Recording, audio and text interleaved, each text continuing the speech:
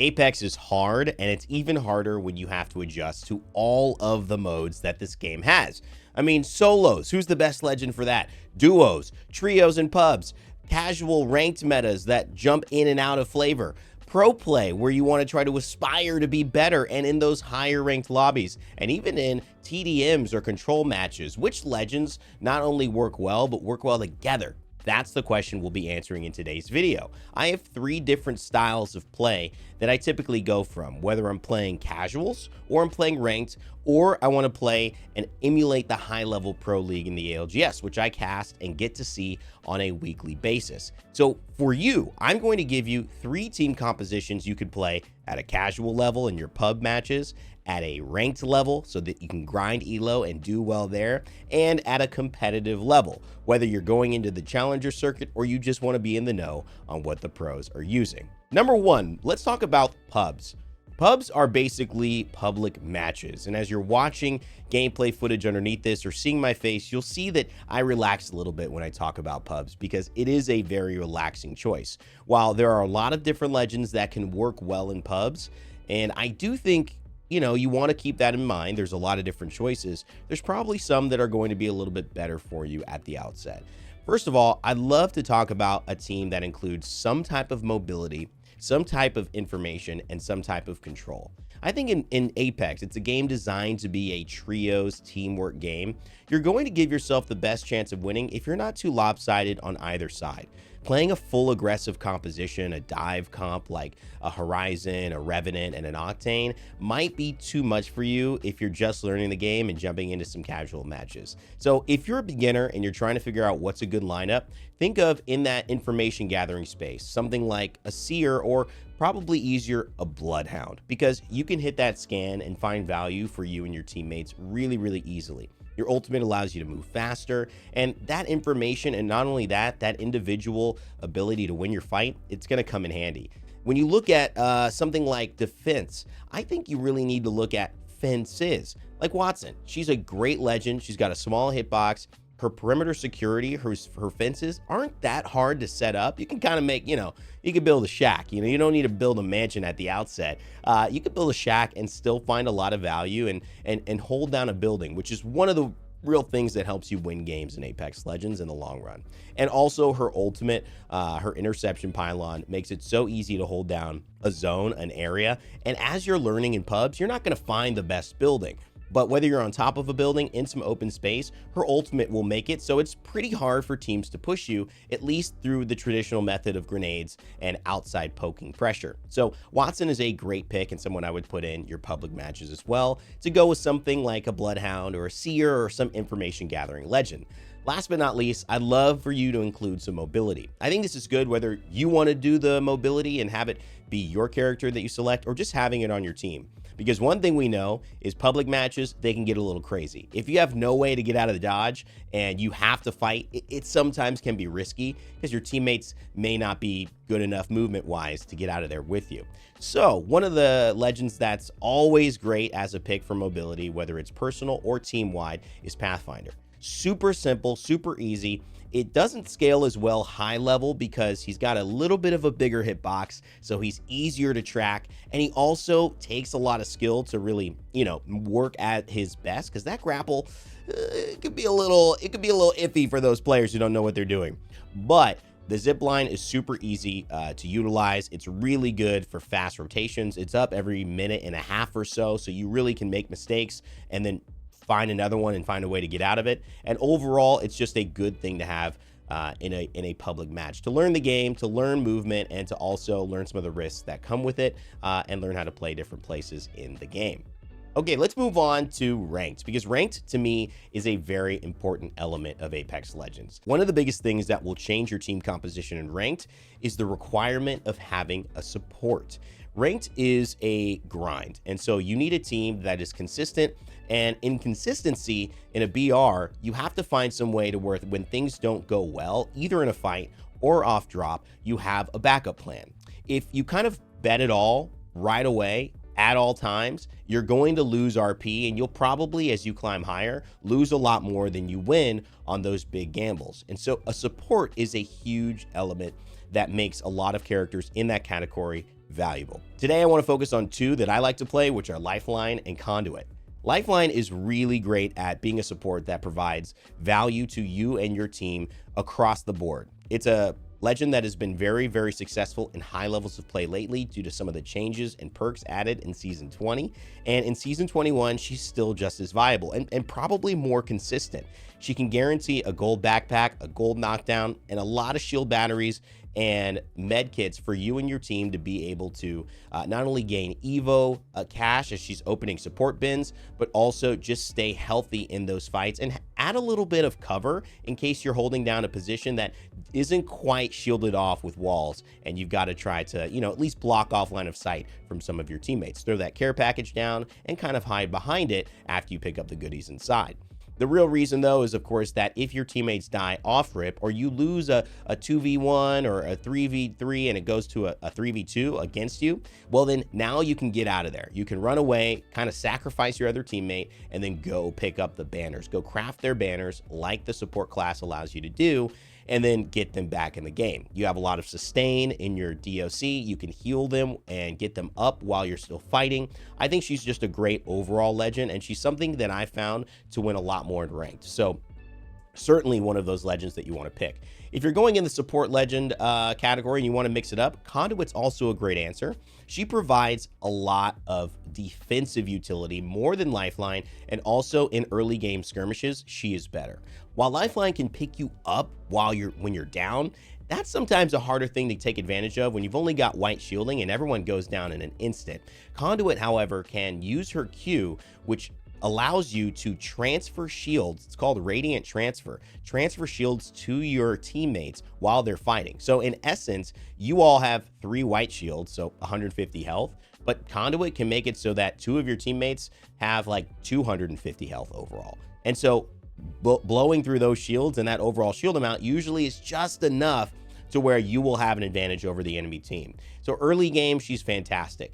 Late game, or once she gets her ultimate, she's also very good at holding down space. Her energy barricade is very deadly to run into, and it essentially acts like a manipulatable kind of perimeter security fence wall that nobody will pass. So whether you're holding down an area that you like to disguise as, not important, but when the zone hits, this is where you want to be, throw down that energy barricade. Someone's trying to push you and your team, throw it down. They will not be able to do something. They'll have to wait till it's over or destroy it because if they walk through it, you will be able to kill them instantly. It's just a lot of damage, a lot of slows. They can't fight through it. So it's a really, really good ability. I like both of those two legends because they're great in team fights. They're great early game. They're great late game. And they also help in the support category. So if things go wrong, you can craft your teammates' banners. Trust me, in ranked, you're going to need that. Now, to accompany your support legend, which I think is a staple in ranked as you grind, I found 2 things to work. One, I think you need a playmaker legend. Typically, this means somebody like a Wraith, somebody like a Horizon. We go down the list of legends, and you could see in different versions of the game, it's been a Revenant. Sometimes it's even been an Octane, a Bangalore, but you need some type of playmaker legend in my eyes. And I think that's where kind of the assault legends really shine. You'll see something like a Bangalore really be helpful because not only can she play make, but she can also be very, very effective at giving you some utility. But let's talk about maybe more of the ultimate playmaking legend, which is a Revenant. Revenant is really one of the legends that is a staple pick in ranked, but doesn't see high-level pro play and doesn't really get seen in pubs either. He's kind of like the ranked Revenant ranked. I mean, that's kind of what it is. The ultimate is really the thing that changes the game and why it's so difficult in ranked to play against. And also his mobility that got shifted when his kit got reworked is really, really good, allowing him to cover large amounts of distances, whether to escape or to initiate on fights and push his advantage. The ultimate allows you to not only get more shielding so that let's say you have purple shields, you can add an extra 75 health onto that. Plus, Nox will allow you to get some resets, at least in previous metas past. I think they've toned him down a little bit recently, but still, it's basically one of those abilities to where he gains more shielding and he becomes even more oppressive. So much so that like trying to get a regular gunfight win against a Revenant who's got their ultimate on you, it's just not going to happen. He's just going to win. He's got too much health. and too much damage. So it really is the aggressive player's dream. Now, you combine that with a support, and then you add something like a defensive legend that we already talked about, maybe a Watson if you want to play conservatively. The last meta that we saw is Caustic, which is great. But here's what I like to add instead. In ranked, I think you need somebody who's a pressure legend, not an aggressive legend, but a pressure legend. And this, to me, alongside a support, is kind of like my perfect ranked category. A lot of people do take that option of playing safe, a Caustic, a Watson, a Catalyst, which is fine. But I love to see these two legends really shine, and I think they shine in ranked. That's Maggie and Fuse. Fuse and Maggie are two great legends because what they do is they provide utility in the ball, the wrecking ball in Mad Maggie's case, that gives you movement speed. It also knocks players up into the air and now adds fiery thermites on the front end of the knock and the back end of the knock if you take that perk. And her riot drill is one of the best things for shutting down space and final in-game spots that teams lock into. Like an ALGS match, a pro match, you're going to see a lot of teams in ranked try to figure out where they want to play late game. So if you're late to that end zone, there will be somebody there already shooting at you. Most legends, most characters can't do anything about that, but Fuse and Maggie are the rare two that can, and they can keep on doing it. So much so to where a player knows it's just a matter of 12 seconds before I got to deal with this again. It's not like they're going to run out of grenades. This Maggie is going to make this spot unplayable. And that is a very big thing in ranked because having the best spot oftentimes means you're going to win the game. Not only that, I do really love, on the flip side, what Fuse can do as well. It's not through walls, but in the same way, his knuckle cluster really applies a ton of pressure and a lot of damage. And this is for somebody who just, doesn't really play a lot of Fuse, but realizes that if you can get somebody to move and they're comfortable and they're shooting at you, but you make them uncomfortable, well, you get the advantage immediately. These two legends too also provide some utility, and while Maggie a little bit better on rotation, chasing legends, or running away by herself, Fuse's utility in the mother load is great as it gives vision and it traps players, especially in situations where you're poking them, you realize that they're under duress, they're probably going to have to move, and then you throw that mother load onto them. Well, that's a sayonara, good night, see you later, and they know it as well. It's great to have vision and a legend that can be aggressive, give you vision, but also, do things like carry more grenades, make that in-game even spicier and more oppressive for your opponents. That's a great thing in ranked. Combine that with a Revenant, combine that with your favorite support, or even just your favorite controller legend to lock down space. You're going to have pressure, you're going to have consistency, and you're going to have a get out of jail free card. And that is how you stay consistent with a good team in ranked, grinding up the ladder. So hopefully all of those things have made sense to you. And as we get into the ALGS, there are only two different team compositions that I'm going to talk about here. The reason being is we've seen maybe the most consistent ALGS Pro meta in a very long time. And so there's not too much variance, although there is in one category. And I kind of talked about this character, but I haven't talked about the main three that we're going to hit here. So the main competition in the ALGS Pro scene of Apex Legends is a Bloodhound, a Bangalore, and pretty much anybody else. Now, right now, the truth is, it's not just anybody else. Catalyst is filling that role. She's back, and in a great way. And I definitely love how Catalyst has brought back that dark veil, that control, and allowed a new meta to arise. Previously in Season 20, it was Caustic who was filling that role with Bloodhound and Bangalore. Now, you may be wondering, is there anything else to consider with Bloodhound and Bangalore? Yeah, a Watson has been played and actually won in the Split 1 playoffs with Reject Winity from APAC North, so a Korean squad taking that win and also using Watson with this combination. And we saw TSM, and specifically TSM reps, play Fuse and then win match day number 3 with their new squad, Verholst, Reps, and Zapto, who's looking pretty good. Now, at this point, I want to say that, yes, you can combine any variety of different choices of play. We've seen Design, or I guess the former Disguised, play Wraith and interact that with something like a Bangalore and a Fuse, but not all of these are staple picks. It really is the Bloodhound Bangalore and either a Catalyst, a Watson, or some flex pick like a Fuse that you'll see in the Pro League. And here's why. Bangalore and Bloodhound have gone together, like peanut butter and jelly over this last year. And it's been, somewhat a boring meta in my eyes, but also somewhat the most basic and simple and interesting metas because you're not overcomplicating what legends do. You're really looking at how a team can play versus, what kind of crazy strategy they have from legends or weapons. And so in some ways, yes, it's made it more interesting, but again, kind of boring, right? Because what Bloodhound does is just so good. I'm making a video about some of the abilities in Apex Legends, and how can you deny that Bloodhound's scan is just one of the most valuable abilities the game has ever seen. You scan, you see through walls, and you see through, most importantly, smokes. And so that means that if you have anything like occlusion, where you have walls of the Dark Veil from Catalyst, you've got smokes from Bangalore, or you simply have a player in a building and you don't know what to do, well, hit your scan and now you know. And not just you, your entire team. We know how beneficial Bloodhound is, but when you combine it with Bangalore and you combine it with this other element that occurred that I think you guys should know about, it becomes a really important thing.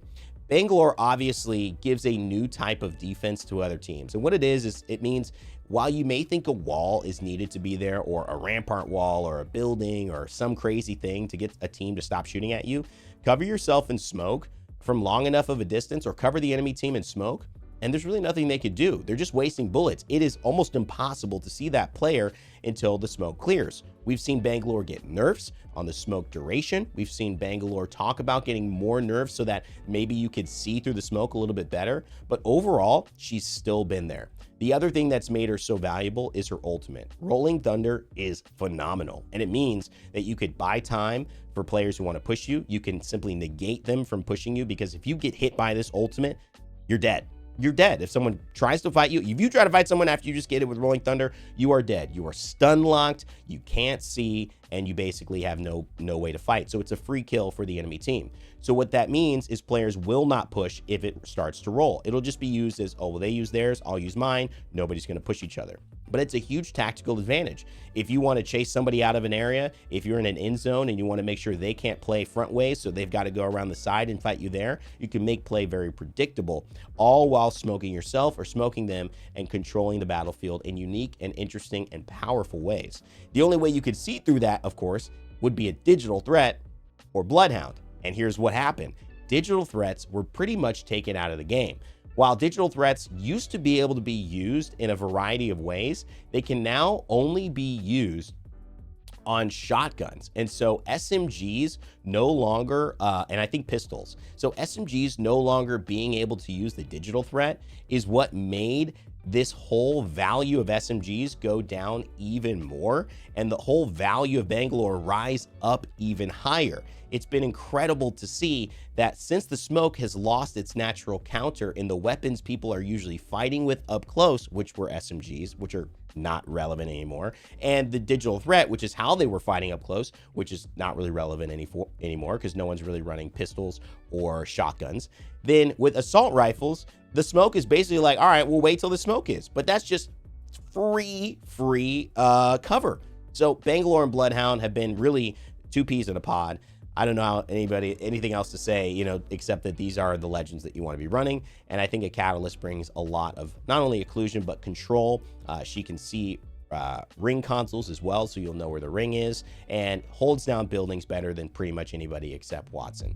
Big fan of this, and now you should be too as you head out into your ranked games, your pub games, or watch a little bit of ALGS. Hopefully you enjoyed this video. If you did, leave a like and let me know what you want to see next year on the channel and what you want me to cover. As always, my name is Rain Day. Remember to never give up, never stop gaming. I'll see you guys next time.